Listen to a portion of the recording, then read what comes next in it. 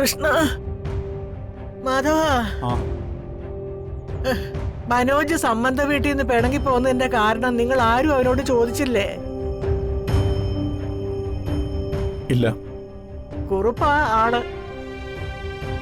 ഒരു ഗതിയും പരഗതിയും ഇല്ലാത്ത മനോജെ ഒറ്റ മോളായ ഹരിതയെ പ്രേമിച്ച് വിളിച്ചിറക്കിക്കൊണ്ട് പോകുന്നതിന്റെ പകയും ദേഷ്യവും ഒക്കെ അയാൾ ഇപ്പോഴും ഉള്ളിൽ സൂക്ഷിക്കുന്നുണ്ടാവും.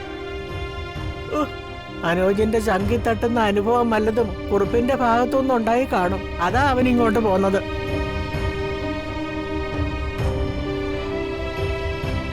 ഇവിടെ ഇപ്പം മനോജിന്റെ അവസ്ഥ ഒട്ടും സുരക്ഷിതമല്ല.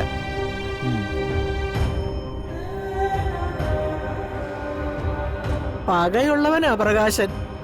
പണത്തിന്റെ കാര്യത്തിൽ ഒടുങ്ങാത്ത ആർത്തി. പണം മോഷ്ടിക്കാൻ ശ്രമിച്ച മനോജിനോട് ഇനിയും അവൻ ക്ഷമിച്ച മട്ടൊന്നുമില്ല.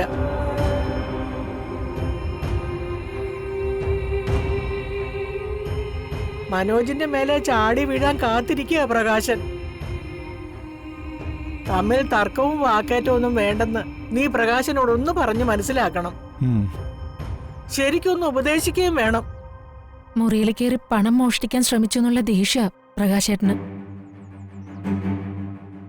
അല്ലെങ്കിൽ അവൻ അറിഞ്ഞുകൊണ്ട് ഒരു 10 പൈസ കൊടുക്കോ?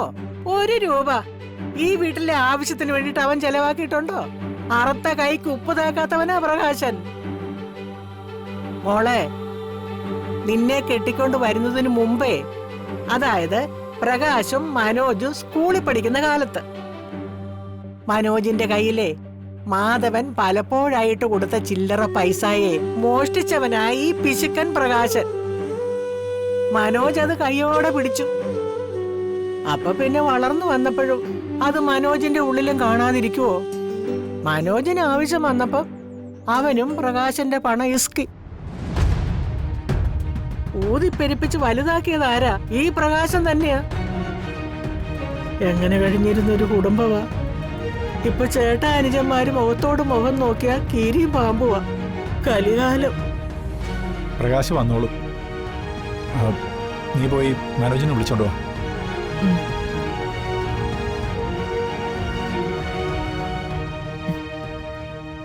പ്രകാശേട്ടൻ വരുന്നുണ്ട്.